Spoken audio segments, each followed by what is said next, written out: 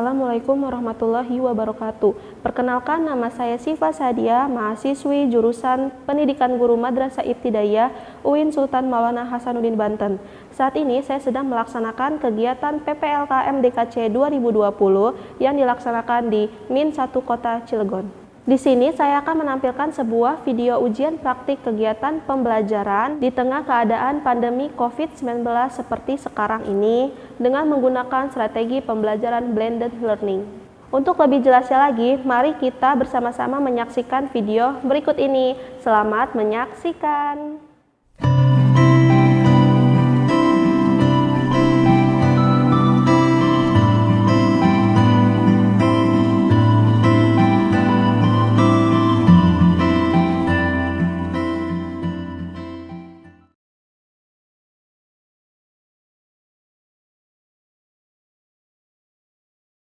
Assalamualaikum warahmatullahi wabarakatuh. Selamat pagi anak-anak ibu yang soleh dan soleha. Bagaimana kabar kalian hari ini? Semoga kita semua dalam keadaan sehat walafiat dan selalu dalam lindungan Allah Subhanahu wa Ta'ala. Amin amin ya robbal alamin. Sebelum kita memulai kegiatan pembelajaran hari ini, mari kita awali dengan membaca doa sebelum belajar.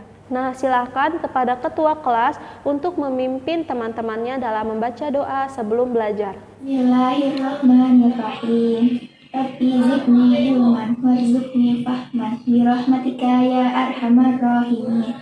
Amin. Amin amin ya robbal alamin. Terima kasih kepada ketua kelas yang telah memimpin teman-temannya dalam membaca doa. Sekarang ibu akan mengecek absensi kehadiran kalian terlebih dahulu ya, melalui daftar peserta Zoom. Jahrawani hadir, Dian Andriani hadir, Siti Nurhayati Marliani hadir, Digna Damarabena hadir. Alhamdulillah semua anak-anak ibu hari ini pada hadir semua ya. Jangan lupa untuk mengisi link absen pada Google Form yang telah ibu sediakan tadi sebelum kita memulai pembelajaran ya. Nah, anak-anak ibu sudah siap untuk belajar?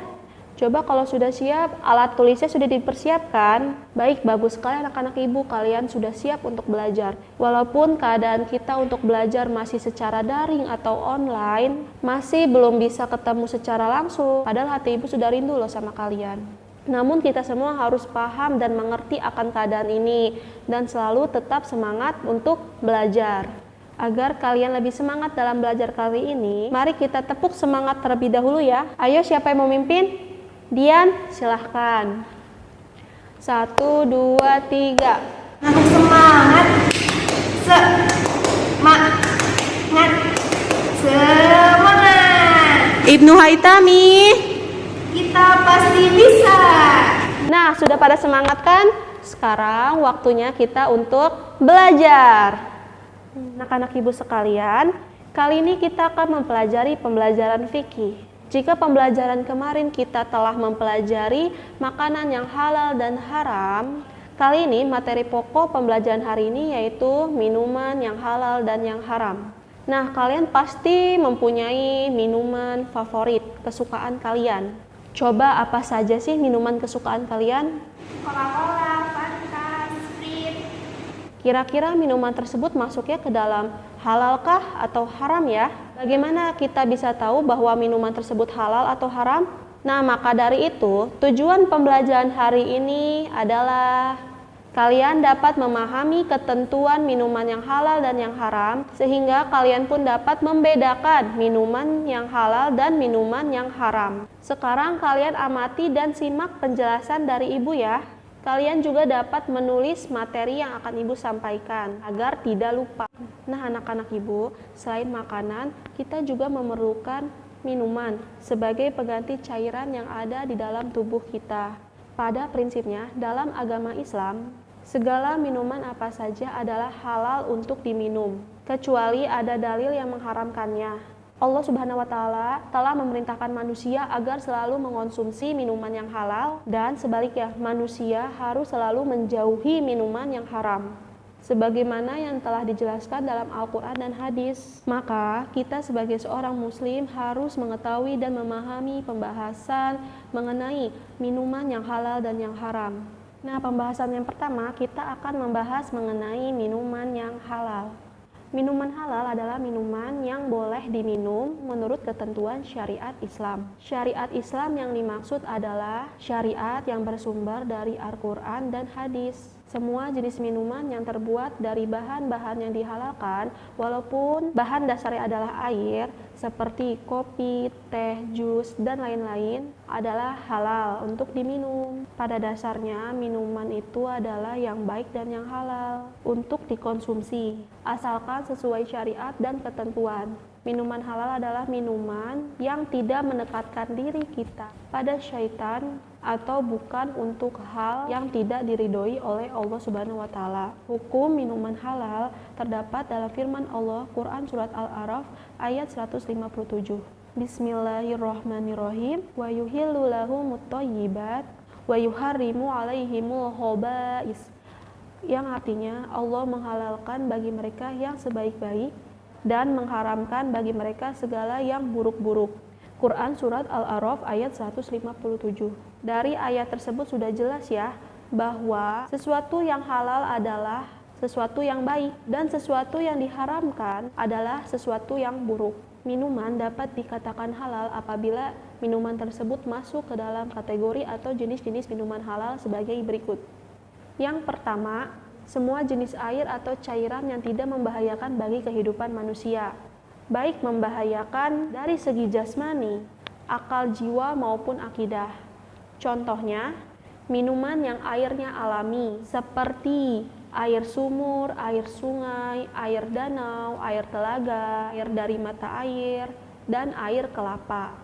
Contoh lainnya, minuman yang airnya tercampur dengan benda lain yang halal seperti susu, kopi, teh, jus, dan lain-lain. Contoh yang terakhir, minuman yang melalui proses kimia.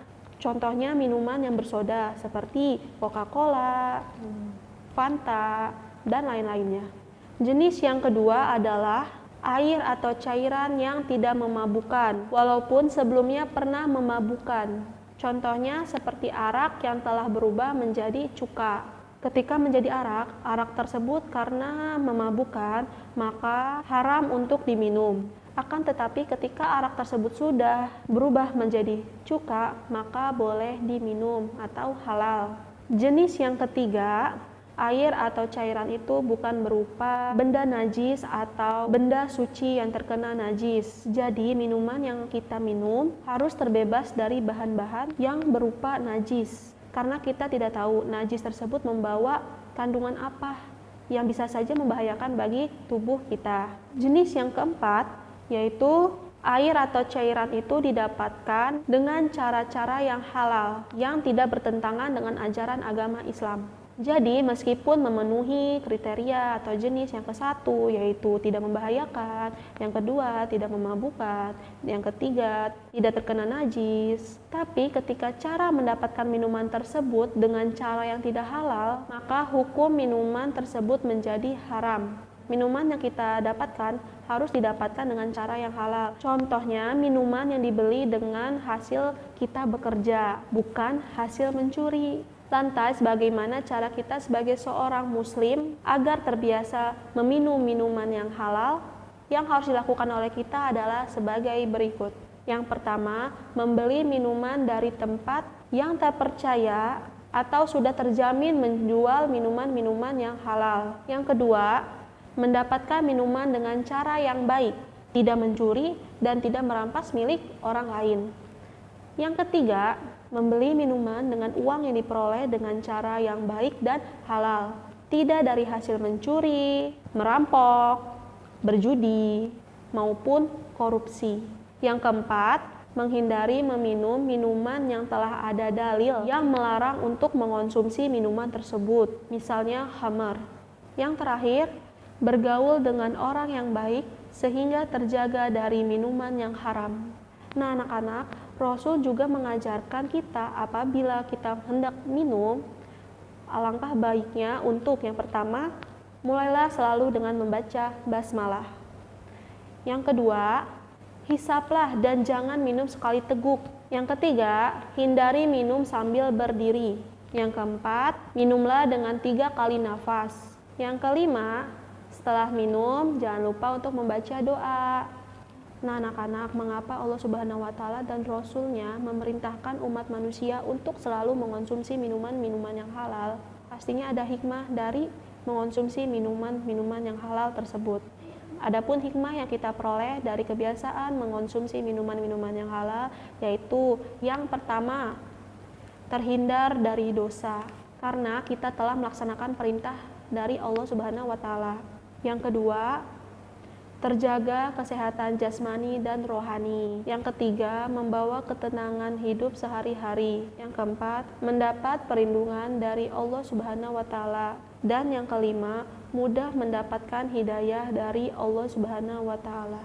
Nah, anak-anak ibu, tadi adalah penjelasan mengenai minuman yang halal. Sekarang kita akan masuk ke pembahasan mengenai minuman yang haram.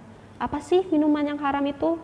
Nah, anak-anak, minuman haram adalah minuman yang tidak boleh diminum menurut ketentuan Al-Quran dan hadis karena mudaratnya lebih besar dibandingkan manfaatnya. Nah, sebelumnya ibu sudah mengatakan bahwa pada prinsipnya segala minuman apa saja adalah halal untuk diminum kecuali ada dalil yang mengharamkan minuman tersebut. Oleh karena itu kita harus tahu dalil yang menjelaskan minuman yang haram. Dalil yang pertama, firman Allah dalam Quran surat Al-A'raf ayat 157 yang artinya Allah menghalalkan bagi mereka segala yang baik-baik dan mengharamkan bagi mereka segala yang buruk-buruk. Quran Surat Al-A'raf ayat 157. Dalil yang kedua terdapat dalam firman Allah Quran Surat Al-Baqarah ayat 219 yang artinya, mereka bertanya kepadamu Muhammad tentang khamr dan judi. Katakanlah, pada kedua hal itu terdapat dosa besar dan beberapa manfaat bagi manusia, tetapi dosanya lebih besar daripada manfaatnya. Quran Surat Al-Baqarah ayat 219. Nah anak-anak, minuman tersebut haram dikarenakan beberapa sebab. Di antaranya adalah yang pertama, dikonsumsi secara berlebihan dan Allah Subhanahu wa Ta'ala tidak menyukai hal-hal yang melampaui batas. Yang kedua, memabukkan dan dapat menghilangkan akal atau kesadaran seseorang. Yang ketiga, termasuk zat najis atau kotoran yang diharamkan. Yang keempat, merupakan hak orang lain yang tidak boleh diminum sembarangan tanpa izin orang yang memilikinya. Yang kelima, menjijikan dan tidak sepantasnya dikonsumsi oleh manusia.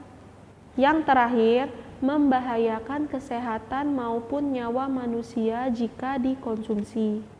Nah, anak-anak, berikut adalah jenis-jenis minuman yang diharamkan untuk diminum. Yang pertama, minuman yang berasal dari darah. Darah adalah salah satu jenis makanan atau minuman yang diharamkan untuk dikonsumsi. Nah, anak-anak, sebagian orang gemar meminum darah binatang, seperti darah binatang ular dengan alasan kesehatan atau dapat menyembuhkan penyakit. Akan tetapi dalam Islam kita tidak boleh untuk meminum darah. Ingat ya anak-anak, tidak boleh diminum. Yang kedua, minuman keras atau khamr. Minuman keras yang dimaksudkan dalam jenis minuman ini adalah minuman yang dapat memabukkan atau minuman yang mengandung alkohol. Segala minuman yang dapat memabukkan sudah tentu hukumnya haram dalam ajaran agama Islam karena dapat menghilangkan akal dan kesadaran seseorang. Sedangkan menghilangkan akal merupakan perbuatan yang dilarang keras karena akal itu sungguh penting dan wajib kita pelihara dengan baik. Yang ketiga, minuman yang diminum dalam bejana emas. Kenapa bisa haram? Karena muslim dilarang untuk meminum minuman yang diletakkan dalam bejana emas karena ini adalah segala bentuk hal yang berlebih-lebihan dan Allah tidak menyukai sesuatu yang berlebih-lebihan. Yang keempat, minuman yang membahayakan diri sendiri. Sini minuman yang membahayakan diri sendiri adalah minuman yang telah tercampur oleh racun ataupun zat yang dapat membahayakan nyawa. Sebagai contoh, seseorang meminum racun dan mencoba menyakiti dirinya sendiri atau melakukan usaha untuk bunuh diri. Perbuatan tersebut sungguh sangat dilarang oleh Allah. Yang kelima, minuman yang diambil dari orang lain tanpa izin. Nah, minuman yang diperoleh dari hasil mencuri atau menipu, atau minuman yang dibeli dengan harta yang tidak halal, seperti harta korupsi atau riba, adalah haram untuk diminum, meskipun minuman tersebut zat asalnya adalah halal. Yang keenam, minuman yang mengandung zat yang diharamkan, seperti darah, air liur anjing, dan sebagainya. Sebagai contoh, jamu yang dicampur dengan darah binatang. Yang ketujuh, minuman yang tercampur najis. Karena kita tidak tahu kandungan apa saja yang dibawa oleh najis tersebut ke dalam minuman kita. Bisa saja membahayakan bagi kita jika kita mengonsumsi minuman tersebut. Yang terakhir, minuman dengan efek psikotropika atau minuman yang dicampur dengan obat bius dan lainnya karena dapat menghilangkan akal dan kesadaran, dan efeknya seperti minuman keras yang menyebabkan kecanduan. Nah, kedelapan jenis tersebut adalah minuman yang diharamkan ya anak-anak. Nah, lantas bagaimana cara kita bersikap agar dapat menghindari minuman-minuman yang haram tersebut? Yang pertama, memiliki keyakinan bahwa meminum minuman haram tidak baik bagi kesehatan tubuh dan termasuk perbuatan dosa. Yang kedua, hendaknya tidak makan dan minum yang hasil dari maksiat. Yang ketiga, sebaiknya makan dan minum secukupnya, tidak boleh berlebihan. Yang keempat, menghindari menghalalkan segala sesuatu cara untuk mendapatkan minuman. Yang kelima, tidak tertarik untuk mencoba-coba mengonsumsi minuman haram, karena minuman haram dapat membahayakan tubuh. Ingat, jangan coba-coba ya anak-anak. Yang keenam, mendekatkan diri kepada Allah dan selalu ingat tujuan hidup kita. Yang ketujuh, menjaga diri kita dari hal-hal yang sekiranya merusak dan tidak berguna bagi diri sendiri atau orang banyak. Yang terakhir, dapat membedakan mana yang boleh dilakukan dan mana yang tidak boleh dilakukan. Allah dan Rasul-Nya melarang kita untuk meminum minuman yang haram sebab akan berakibat buruk bagi yang mengonsumsinya. Ada beberapa akibat-akibat yang ditimbulkan karena mengonsumsi minuman haram, yaitu sebagai berikut. Yang pertama, akan mendapatkan murka dan azab dari Allah Subhanahu wa Ta'ala, baik di dunia maupun di akhirat nanti kelak. Yang kedua, hati tertutup sebab tidak menerima hidayah atau petunjuk dari Allah Subhanahu wa Ta'ala. Yang ketiga, ibadah yang dikerjakan sia-sia. Yang keempat, tidak ada keberkahan dalam dirinya. Yang kelima, akan membentuk sifat-sifat syaitaniyah seperti suka marah, berbohong, dan berkhianat. Yang keenam, susah menerima ilmu kebenaran. Yang ketujuh, badan tidak sehat dan mudah terkena berbagai macam penyakit. Jadi sebenarnya anak-anak, Allah mengharamkan kita untuk meminum minuman yang haram adalah sebagai bentuk wujud kasih sayang Allah kepada kita sebagai makhluknya. Nah, setelah mendengar penjelasan Ibu mengenai minuman yang halal dan yang haram, sekarang coba Ibu mau nanya pendapat kalian, apa sih perbedaan minuman yang halal dan yang haram itu? Siapa yang berani? Baik, kepada Dian Mayangsari dipersilahkan. Jadi perbedaan minuman halal dan haram yaitu kalau minuman halal itu sudah pasti menyehatkan, sedangkan minuman yang haram itu sudah pasti merusak tubuh.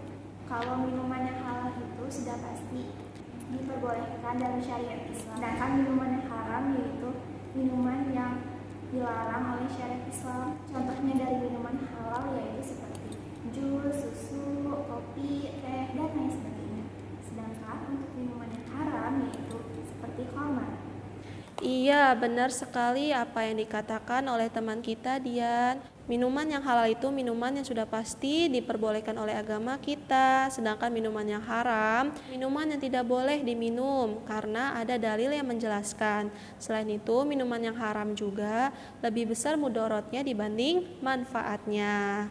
Selain itu, minuman halal itu pasti menyehatkan bagi tubuh, sedangkan minuman yang haram pasti membahayakan bagi tubuh kita, sehingga tidak boleh untuk diminum.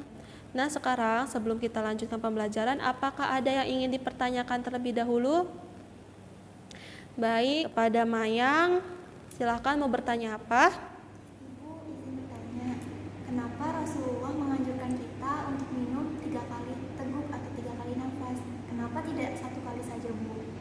Kenapa Rasulullah menganjurkan kita untuk minum dalam 3 kali nafas?